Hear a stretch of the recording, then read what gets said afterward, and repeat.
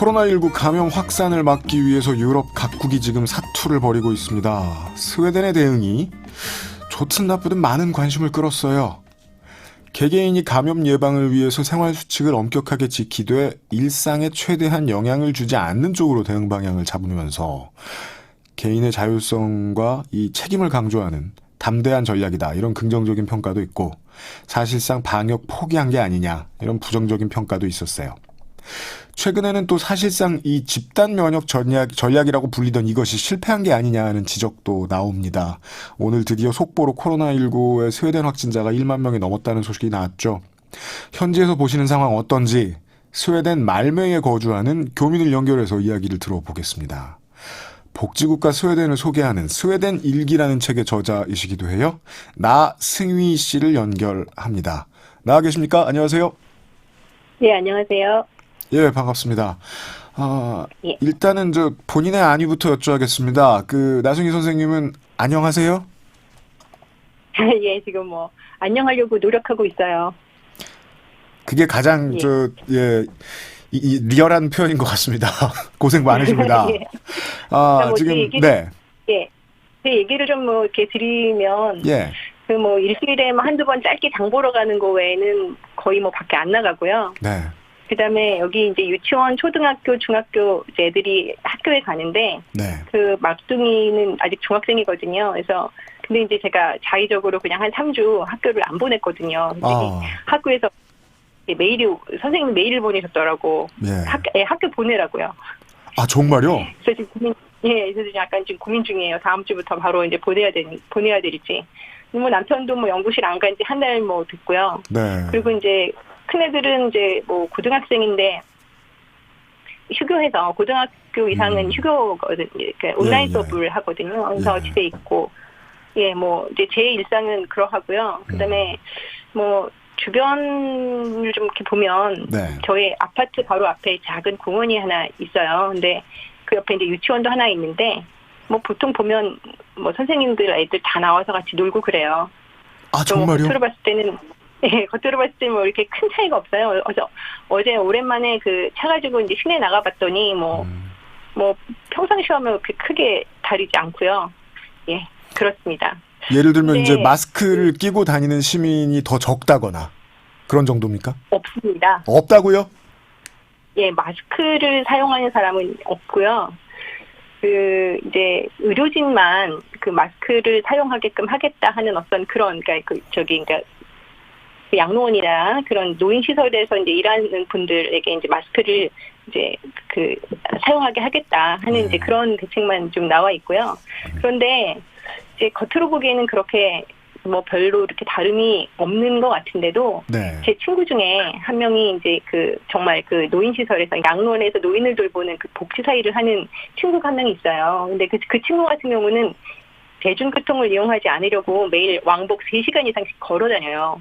그러니까 혹시 대중교통을 이용하다가 자기가 증상이 없는 감염자가 되면 노인분들한테는 아주 치명적일 수가 있잖아요. 그렇게 숨은 노력들을 하는 그런 친구들도 있어요. 그래서 그런 친구들이 그래도 건강한 스웨덴을 유지시키는 힘이 아닌가 이런 생각을 좀 해봤습니다. 멋있는 말씀이지만 어둡게 들리는 측면이 없지 않습니다. 개인들의 노력을 밑받침 삼아서 지금 사회가 그나마 굴러가는 거라고 볼 수도 있잖아요. 그렇죠. 그렇다면 지금 스웨덴 정부가 어떤 정책을 펴고 있는 건지 그게 좀 궁금해지네요. 사실 스웨덴 정부가 이제 흔히 이제 집단 면역 이제 이런 얘기들을 하는데 스웨덴 정부는 집단 면역 전략을 공식화한 적이 없습니다, 사실은. 그래서 물론 이제 내용은 이제 그렇게 가고 있죠. 그래서 근데 이제 스웨덴 당국은 현재 코로나 대응 전략이 성공이다, 실패다 이렇게 얘기할 단계가 아니라고 보고 있거든요. 그래서 세계적으로 아직 코로나 확산세가 이제 계속 지속되고 있는데 이런 상황에서 어떤 대응책이 옳았냐 이렇게 말할 수 이제 모른다는 거죠, 아직은. 그래서 이제 앞으로 조금 이제 강한 대책이 나올 것 같기는 한데 그래도 이제 아마 다른 국가들처럼 그런 식의 어떤 봉쇄 정책으로 갈 것 같지는 않습니다. 그렇습니까? 강한 대책이라고 해도 처음 전략 테두리 안에서 아마 이루어질 것 같은데요.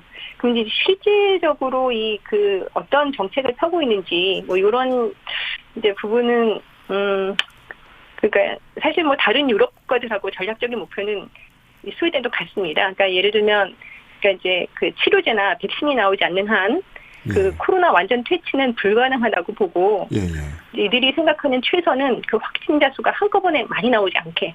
그러니까, 그 중에서도 이제 병원 치료를 받아야 하는 그 중증 환자가 한꺼번에 나오지 않게. 그러니까 의료 체계가 감당할 수 있을 만큼의 확진자, 그리고 그 중증 환자가 이제, 나올 수 있게. 그러니까 다시 말하면 그 그래프 곡선을 좀 완만하게 만드는 것이거든요. 그러니까 선생님 말씀은 이제 다시 말해서 이 상황을 막을 수가 없다는 것 정도를 인정을 하고 그렇다면 그렇죠. 이제 전 국민이 혹은 온 인프라, 온 사회가 의료 체계가 무너지지 않도록 도와줘가면서 협조해가면서 이 병과 어느 정도 타협하고 살아야 한다. 그렇죠.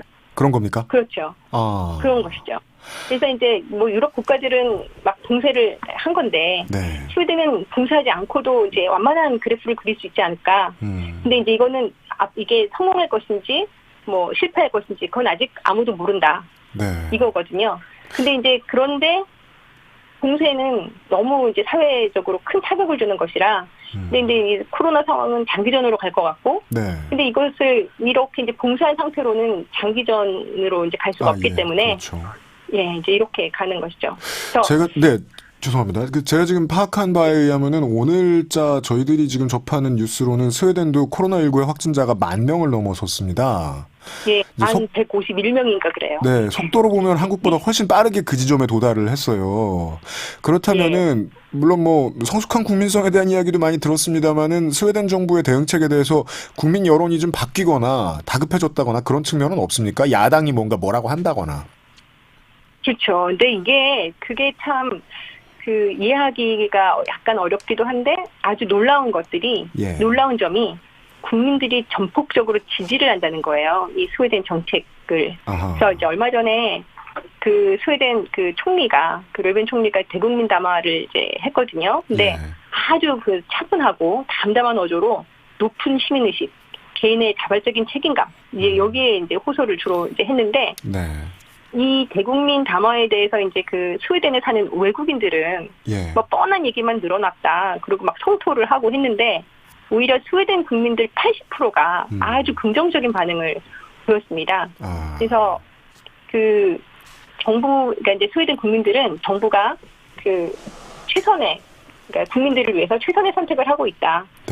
스웨덴 공공보건청의 전문가들과 함께 최선의 선택을 한다. 이걸 믿고 있어요. 그래서 국민들은 이를 따라야 하고, 그래서 이제 그렇게 생각을 하는데,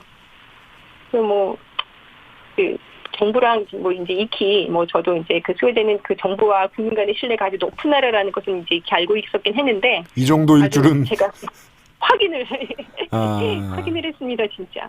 야당의 경우도 이런 위기 상황에서는 거의 초당적으로 협력을 해요. 그래서 보통 야당은 정부 정책에 왜 반대를 위한 반대도 이렇게 하는 경우가 있잖아요, 많이. 근데 스웨덴은 만약에 이런 위기 상황에 만약에 정치적인 목적으로 이제 뭐 어떤 다른 목소리를 내면 그냥 바로 지지도가 막 추락한다 그래요. 알겠습니다. 근데 이제 물론 위기 수준이 말씀하십시오. 이게 좀 약간 근데 이제 물론 이제 반대하는 목소리도 사실은 있습니다. 그래서 얼마 전에는 2,000명 정도 넘는 그런 전문가 집단이 정부에 공개 서한을 보내서 이 느슨한 정책 이거 어떻게 할 거냐, 계속 할 거냐, 뭐 이렇게 항의한 이제 그런 저기도 있긴 했습니다. 그렇군요. 알겠습니다. 위기 수준이 심각해진 것은 저희가 보기에는 한국에서 보기에는 좀 이해하기 힘든데 여전히 이제 시민사회가 불안에 많이 떨고 하고 하는 것은 아니고 의연한 정도다. 이렇게 좀 정리하겠습니다. 전혀 아닙니다. 알겠습니다. 오늘 요 정도로만 하겠고요.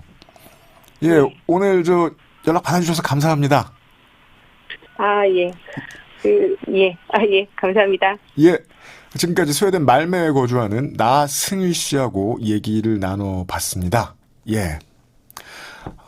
이번에는 유럽에 지금 제가 아까 1만 명 정도 이야기를 했었는데, 확진자가 많은 나라들이 되게 많아요. 그래서 지금 다른 나라 이야기도 좀 해볼까 했는데, 아직 연결이 안 되고 있죠? 프랑스 얘기를 좀 확인을 해 볼까 합니다. 예. 프랑스가 지금 오늘까지 알려진 누적 사망자가 11,000명 정도를 넘었고요. 지금 사망자는 한국에서는 상상할 수 없는 수치가 나오고 있습니다. 하루에 500명 넘는 수치가 나온 적도 있었어요. 미국, 이탈리아가 워낙에 심각한 상황이라 지금 조명이 안 돼서 그렇지. 자, 아까 연락드린 스웨덴이라든가 스페인이라든가, 이 정도 규모면은 프랑스 역시 엄청난 재난에 지금 직면해 있습니다. 현지에서 한국학을 오랫동안 공부하고 계신 프랑스 국립 동양어문화대학의 홍소라 박사를 연결을 하도록 하겠습니다. 네, 홍소라 박사님 나와 계십니까? 네, 안녕하세요. 홍소라입니다. 네, 반갑습니다. 여기도 지금 본인 건강부터 좀 궁금합니다. 박사님은 건강하세요? 예. 집에 머물면서 가끔씩 파란 하늘을 바라보면서 건강 조심하고 지내고 있습니다. 건강합니다. 네. 물어봐 주셔서 감사합니다. 현재 지금 전반적인 프랑스 상황이나 프랑스 사시는 분들의 일상생활에 대해서 간단하게 좀 소개해 주실 수 있겠습니까? 네.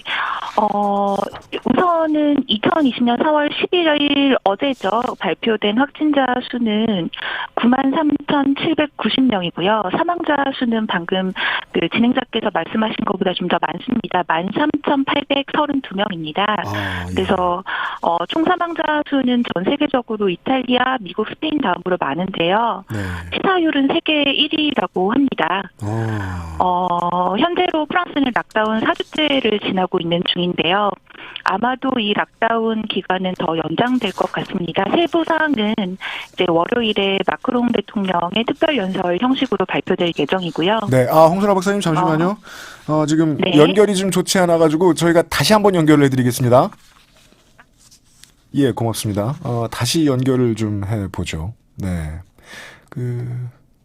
이 정도 뉴스까지는 몰랐네요. 프랑스를 지난주에 연결을 해야겠다라고 생각할 때만 해도, 세계 1, 2위를 다투는 수준으로 재난이 발생한 건 아니었는데, 치사율로는 지금 세계에서 가장 높은 수준이 됐군요. 예. 지금 다시 연결되고 있습니까? 예. 프랑스 파리에 거주한 지 오래되신 프랑스 국립 동양어문화대학교의 홍소라 박사를 지금 연결하고 있습니다. 예. 네, 들어왔다고 합니다. 연결 다시 됐나요? 네, 홍소라 박사님. 네, 이제는 잘 들리나요? 네, 괜찮습니다. 네. 말씀드린 것처럼 현재로 프랑스는 락다운 40대를 지나고 있고요. 네. 그에 따라서 외출은 정부에서 예외적으로 허용하는 사유 이외에는 불가능한 상태입니다. 네. 특별 외출을 하려면 사유와 외출 시간, 거주지 등을 기재한 증명서를 작성하고 이를 소지한 채로 나가야 하는데요. 네. 이를 위반할 시에는 135유로 그러니까 하나로 18만 원 가량의 벌금이 부과됩니다. 지침을 어겨서 중처처 역발될 경우에는 최대 3,700유로의 벌금과 6개월의 징역형을 받을 수 있어요. 징역형까지요? 네네. 예. 처음에는 벌금 35유로 정도로 가벼운 처벌이었다가 프랑스 사람들이 이를 잘 지키지 않는다는 것을 보고 제한 정도나 처벌 수위가 점차 높아지고 있습니다. 알겠습니다. 실제로 처음에는 외출 시 시간이나 이동거리 제한이 별로 명시되어 있지 않았었거든요. 그런데 아마도 다음 주부터는 운동 목적이나 산책 목적으로 외출할 경우에는 오전 10시 이전 그리고 오후 7시 이후에만 해야 할 것 같습니다. 알겠습니다. 홍소라 박사님 지금 계속해서 지금 연결 상태가 고르지 않은 편이네요. 저희가 노래를 한 곡 듣고 돌아와서 다시 한번 연결을 시도하도록 하겠습니다. 예. 잠시 후에 인터뷰 조금 더 이어가도록 하고요. 저희들은 부활절 가스펠 DC 토크의 Jesus is Just Alright을 듣고 다시 인터뷰 이어가겠습니다. 네, DC 토크의 Jesus is Just Alright을 들었고요. 지금 7시 30분 6초가 지났는데요. 재난방송으로선 전달해드리겠습니다. 우리나라 전 지역에서 발생하는 코로나19 확산 방지를 위해 다음과 같이 자가격리 수칙과 처벌 규정을 안내드리니 국민 여러분의 적극적인 협조를 바랍니다. 첫째는 자가격리 생활수칙 준수입니다. 자가격리자는 외출 금지, 독립된 공간 생활, 불가피한 외출 시 보건소 사전 연락, 동거인과 접촉 금지, 개인용품 사용과 건강수칙 지키기 등 생활수칙을 반드시 준수해 주시기 바랍니다. 둘째, 자가격리자 관리와 위반 시의 처벌 강화입니다. 자가격리자 관리를 위해서 정부는 앱을 통한 이동 동선 모니터링, 자가격리 위반 신고제 등을 운영하고 있습니다. 정당한 사유 없이 격리 장소를 이탈하는 등 자가격리 수칙을 위반할 때는 무관용 원칙 원스트라이크 아웃을 적용해서 즉시 처벌, 1년 이하의 징역 또는 1,000만 원 이하 벌금 부과, 외국인 강제 출국을 하고 있습니다. 중앙재난안전대책본부에서 알려드렸습니다. 네. 조금 전에 프랑스 파리하고 전화 연결이 되어 있었는데요. 연결 상태가 고르지 못해서 다음 기회에 다시 이야기를 좀 해봐야 될 것 같습니다. 오늘 제가 여쭙고 싶었던 게 많았어요. 프랑스 언론이 최근에 한국도 하지 않고 있는 한국 얘기를 새로운 단어를 만들어서 하고 있는 것들도 있었고, 그리고 마크롱 대통령의 건강 우려설도 있었고, 게다가 이제 프랑스나 스페인 같은 지중해 경제권에서 북아프리카 국가의 건강 상태가 안 좋다는 걸 가장 잘 알고 있기 때문에 이런 이야기들, 듣고 싶은 이야기들이 많았는데 시간 되는 대로 나중에라도 다시 한번 연결을 해보도록 하겠습니다. 죄송합니다. 먹는 마음 손에 들고 먹는 마음 손에 들고 먹는 마음 손에 들고 먹는 마음 손에 들고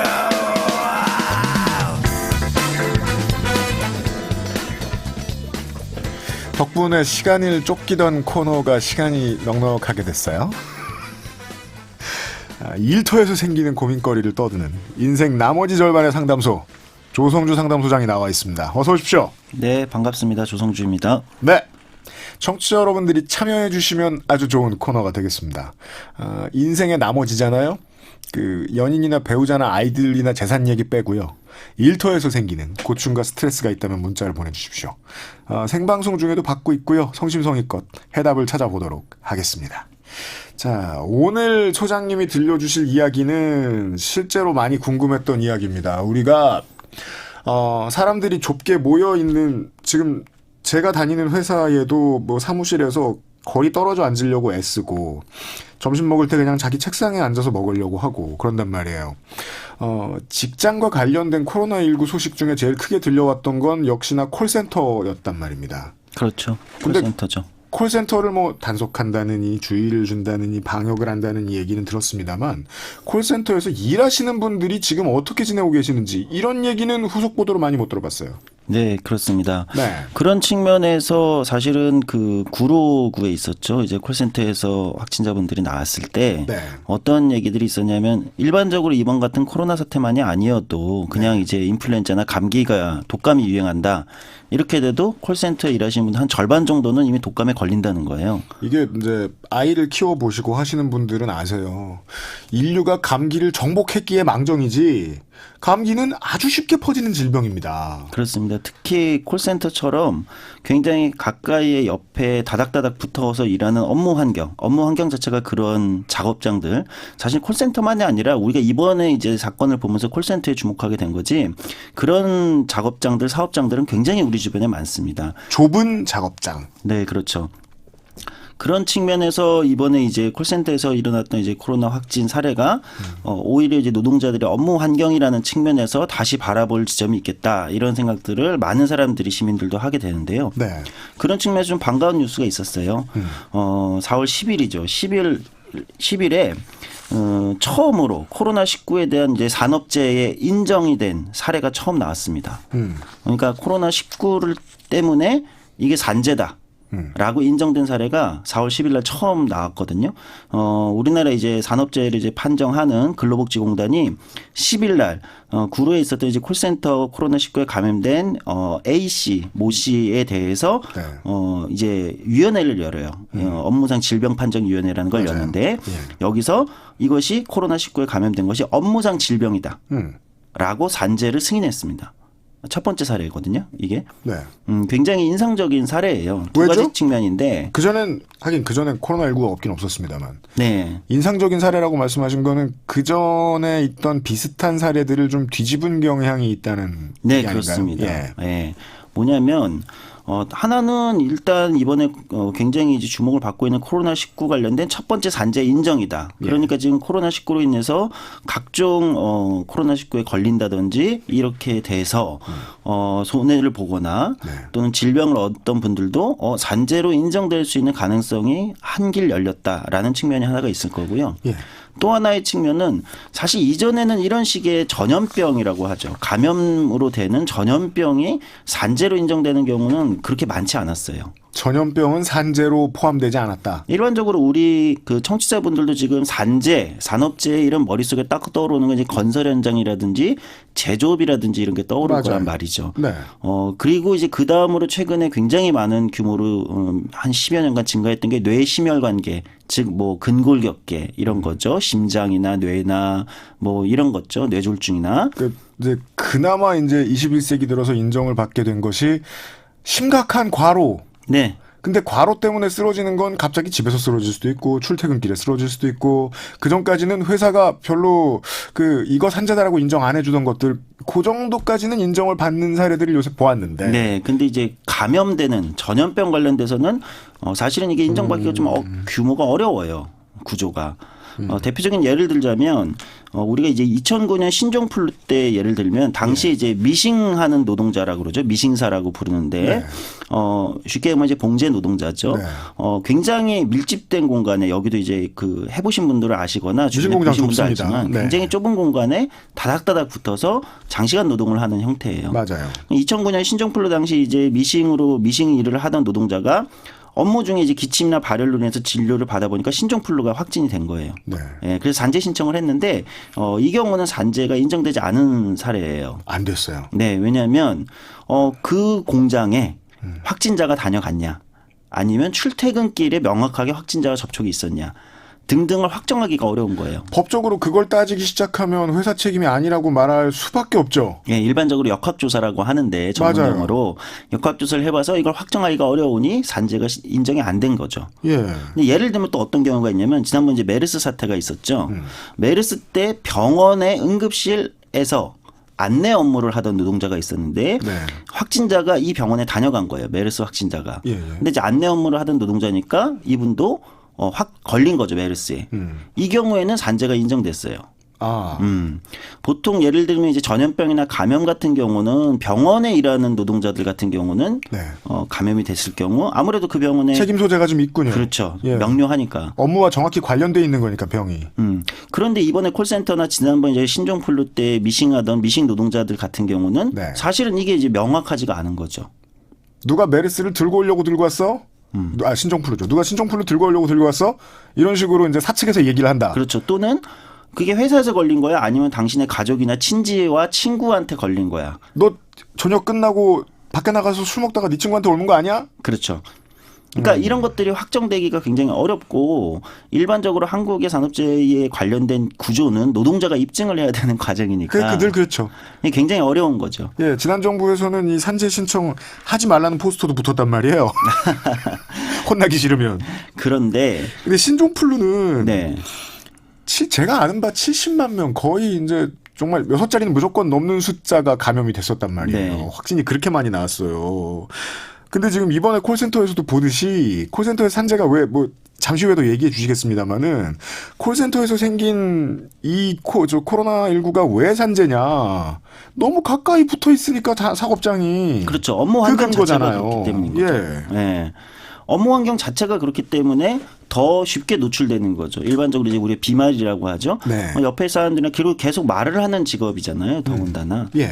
그러니까 계속 노출되기가 더 쉽기 때문에 이번 같은 경우는 조금 전향적인 판단을 한 거죠. 그러네요. 근로복지공단이 심지어 뭐가 또 특징이냐면 소위 말하는 이제 어떤 과정에서 감염된 거냐에 대한 이제 역학조사를 하는데 네. 이번에는 역학조사를 생략했어요. 아, 전향적이네요. 사실 이 부분은 이전에도 산업재해를 다루던 많은 이제 변호사들이나 노무사라든가 전문가들이 많이 지적했던 부분인데 아니 노동자의 생계가 굉장히 급한 부분이고 빠르게 판정이 돼야 되는데 이 역학조사라는 과정을 거치면서 굉장히 오래 걸리고 이 경우에 대부분 포기하는 경우가 많아요.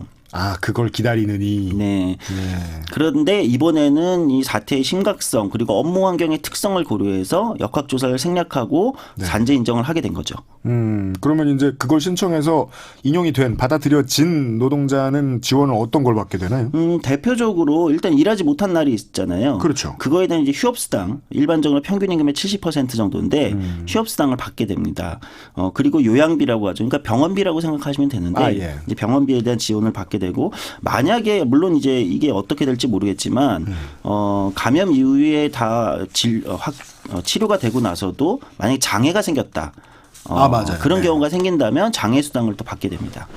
이런 식으로 생계나 여러 가지 경제적인 어떤 지원들을 굉장히 많이 받게 되죠. 네. 이거는 이제 재해를 당한 이번 상황으로 말할 것 같으면은 확진이 된 이 당사자가 하면 되는 겁니까?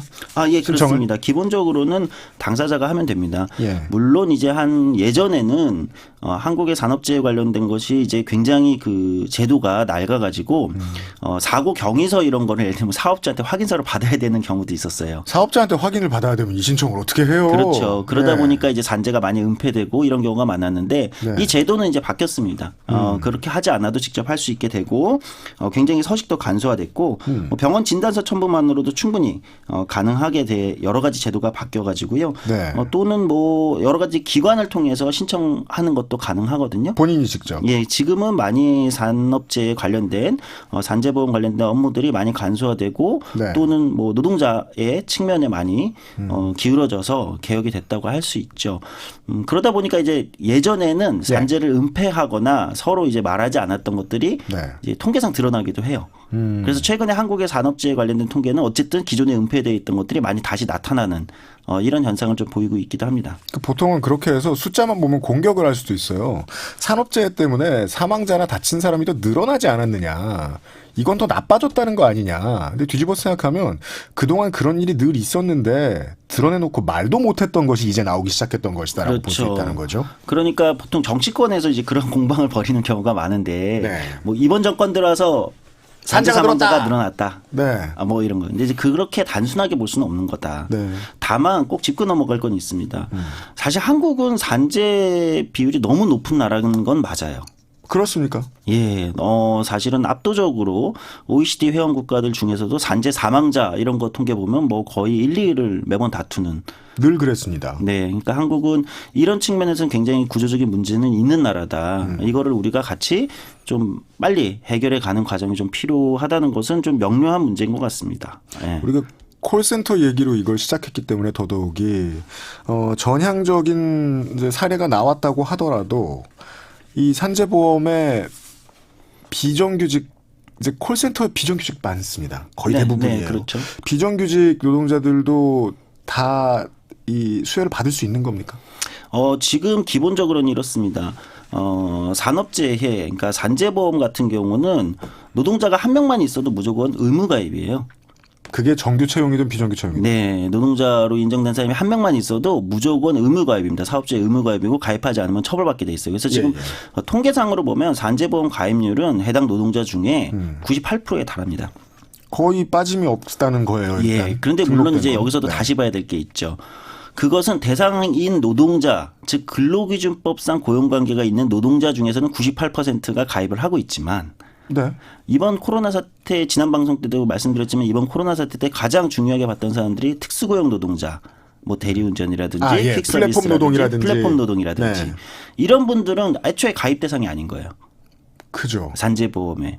우리가 나중에 시간 있으면 또 자세히 말씀드릴 때가 있을지 모르겠습니다만은 플랫폼 노동자, 운전을 대신해 주시는 분이든 음식을 가져다 주시는 분이든 와서 청소 일을 잠깐 해주시는 분이든 고용관계가 분명치 않거든요. 네. 사장님이 분명치 않아요. 매번 바뀌어요. 그렇죠. 예. 그러니까 산재보험은 사업주가 보험료를 100% 부담하게 되어 있거든요. 네. 근데 이제 사업주가 누가 사장이냐 고용관계에서 그게 분명치 않으면 분명치 않은 노동이 정말 많거든요. 누가 산재보험을 들어주느냐. 그렇죠. 그래서 이제 노동자 본인이 그냥 일반 민간보험을 드는 거죠. 그건 비싼데 부담스럽고. 그렇죠. 이제 이게 또 이 제도의 문제점이어서 그렇군요. 이번 코로나 사태를 계기로 산재보험의 또 다른 사각지대, 새롭게 드러난 사각지대에 대해서도 한번 우리가 볼 필요가 있습니다. 우리가 1년에 네. 한국의 산재 사고가 10만 건 정도 돼요. 10만 건이요. 예. 그리고 그 중에 의외로 청취자분들이 이제 산재 사고 이러면 머릿속에 건설 현장이나 제조업 현장을 자꾸 생각하게 되는데 그것만이 아니죠. 사실은 가장 높은 수치는 기타 사업이라고 해서 도소매 숙박 서비스업, 우리가 서비스 산업 쪽 있죠. 이쪽이 제일 많습니다. 근데 심정적으로 보면 이해가 안 되는 건 아니거든요. 네. 왜냐하면 가장 피곤하거든요. 인간적으로. 네, 맞습니다. 그런 업종이니까 아, 이 산업은 나에게 재해가 있겠구나 이런 식으로 생각할 수는 있는데 산업재해라는 단어를 붙여놓고 생각해보면 왠지 서비스업 같은 데는 없을 것 같단 말이에요. 네. 근데 예. 실제로는 가장 많이 일어나는 곳이고 2018년 통계를 보면 1년에 한 10만 명 정도가 산재를 당하고 있고 네. 가장 안타까운 수치는 그중에 사망하는 노동자가 1년에 한 2,140명 정도 됩니다. 굉장히 많은 숫자, 2,140. 예, 굉장히 많은 숫자의 노동자들이 산업재해로 매년 사망하고 있다는 거죠. 코로나19 한국 내 사망자의 10배예요. 네. 네. 얼마 전에 또 안타까운 일이 있었는데 이제 충남의 한 플라스틱 공장에서 예. 이주 노동자들이 이제 기계에 끼어서 네. 사망하는 경우가 생겼어요. 근데 이 경우가 이제 일하는 노동자가 가까이 가면 이제 이게 작업이 중지되는 센서가 켜져 있어야 되는데 센서 끄죠 일부러. 센서를 끄는 거죠. 네. 자꾸 이제 기계를 멈췄다 다시 켜고 이러기가 싫으니까. 이제 공장 입장에서는 기계를 계속 돌리는 게 돈이니까. 네. 네. 지난 2년 동안 이주 노동자 중에 산재 사고로 사망한 노동자만 332명입니다. 네. 그러니까 이런 산재 사고도 이주 노동자라든지 비정규직이라든지 이런 취약한 쪽에 먼저 오는 거죠. 그러니까 우리가 이런 사례의 이주 노동자 이야기를 드리는 이유가 이주 노동자가 되게 많기 때문이 아니라 그쪽 업계는 이주 노동자로 거의 다 채워진 지 오래됐기 때문이죠. 그렇죠. 특히나 그 위험한 일을 많이 하게 되는 공장 루틴에 있는. 네. 네네. 이런 부분도 볼 필요가 있어요. 1년에 10만 건 정도 산재 사고가 일어나는데 그중에 절반 정도가 그 사업장에 다닌 지 1년 미만인 노동자한테 일어납니다. 아. 전체 사고의 절반이, 산재 사고의 절반이 1년 미만. 익숙해지지 않은. 그렇죠. 네. 그리고 1년 미만인 건 두 가지 측면을 생각해 볼 수 있죠. 익숙하지 않은 노동자이거나 아니면 비정규직의 가능성이 압도적으로 높은 거죠.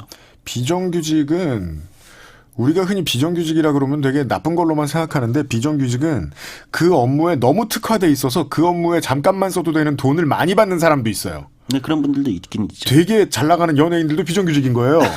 근데 그건 소수죠. 네. 보통은 전문성을 많이 요구하지 않는다고 사업장이 판단하는 짧게 일하고 말면 되는 사람들. 네. 거기서 사고는 많이 난다. 네, 그렇습니다. 예. 그런 측면에서 어쨌든 여러 가지로 산재 사고라는 것도 굉장히 취약한 어떤 고용 관계나 취약한 업무 환경에 있는 분들한테 먼저 닥쳐온다. 이런 부분에 있어서 우리가 좀 고민을 해볼 필요가 있을 것 같고요. 네. 사실은 정책적 차원에서 필요한 부분이 굉장히 많아요. 한국이 산재 사망률이 이렇게 높고 산재 사망하는 노동자가 1년에 2,000명이 넘는 정도면 네. 국제기구들은 이제 이걸 어떻게 보냐. 경제협력개발기구 OECD죠. 여러분이 아시는. 네. OECD가 2017년에 그렇게 지적을 했습니다. 한국은 다른 회원국에 비해서 산업안전 보건 관련된 규제 집행 인력이 부족하다라고 지적을 했어요. 이미. 아. 어느 정도 부족하냐. 독일이랑 예를 들어볼게요. 독일이랑 비교하면 어느 정도면 근로감독관이 이제 산업안전을 보건을 담당하는 근로감독관이 있습니다. 노동부에. 네. 근로감독관 1인당 담당하는 노동자 규모가 어느 정도냐. 한국은 44,258명. 44,000이요. 근로감독관 한 명이 네. 44,000명의 노동자의 산업안전을 관리해야 됩니다. 인구가 제일 적은 군이 이제 4, 5만 명 정도 인구가 되는 걸로 알고 있는데 거기 군수는 민선으로 4년에 한 번 뽑거든요. 그 정도로 적어요. 네. 상대적으로 독일 같은 경우는 근로감독관 한 명당 8,500명 정도를 담당해요. 그러니까 우리하고는 굉장히 규모의 차이가 크죠. 그것도 많아 보이는데. 네. 4만 명.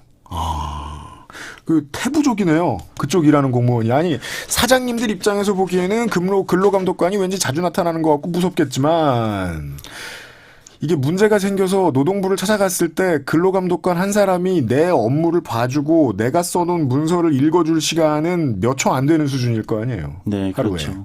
그러니까 이제 예방 업무 같은 거는 거의 하기가 어려운 거죠. 이 정도 인력으로는. 당연하네요. 네. 예. 그러니까 사업주들 입장에서도 지금 이제 산재 사고나 산재 사망이 났을 때 사업주에 대한 처벌 규정은 점점 해가 갈수록 강화되고 있거든요. 맞아요. 우리도 선진국 수준으로 가자 이러면서 강화되고 있는데 입법은 점점 그렇게 되고 있어요. 예, 그러면 사업주 입장에서도 이게 예방이 되어야 사실은 그런 처벌을 안 받을 거잖아요. 사고가 안 나서. 그렇죠. 그렇게 되려면 예방 차원에서는 사실은 규제 감독할 수 있는 인력도 그만큼 늘어나야 되는 게 사업주 입장에서 사실 좋은 거거든요. 다만 못해 공문을 한 장 더 쓰더라도 그것 쓸 공무원이라도 있어야 되는 거 아닌가. 네, 그렇습니다. 알겠습니다.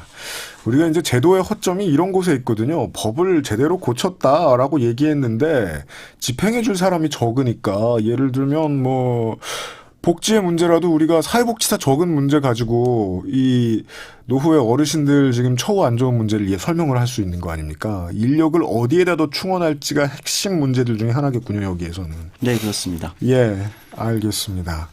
일단은 요 정도의 생활 정보는 있습니다.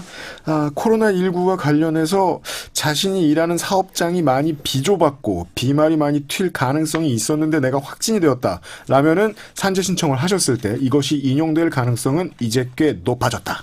네, 맞습니다. 네, 청취자 여러분들도 참고하시길 바랍니다. 인생 절반의 상담소 조성주 소장과 함께했습니다. 다 다음 주에 봬요. 네, 감사합니다. 네. 부활절 2020년 부활절의 주말엔 CBS 이제 다들 시간입니다. 2시간 함께해 주신 청취자 여러분 매우 감사드리고요. 지금 제 뒤에 음악이 나오기 시작했습니다. 크리스찬 음악을 생각할 때 떠오르는 락밴드 제 좁은 머릿속에 보관하면은 김민아 조술가와 달리 너바나는 아니고요. 가장 먼저 떠오르는 한 팀 크리드의 Higher와 함께 부활절에 진행한 주말엔 CBS 마치겠습니다. 프로듀서 이광조, 기술의 임병우, 김광성, 대본의 김보경, 저는 유승균이었습니다. 투표하실 수 있으면 하시고요. 건강한 한 주 보내십시오. 안녕히 계세요.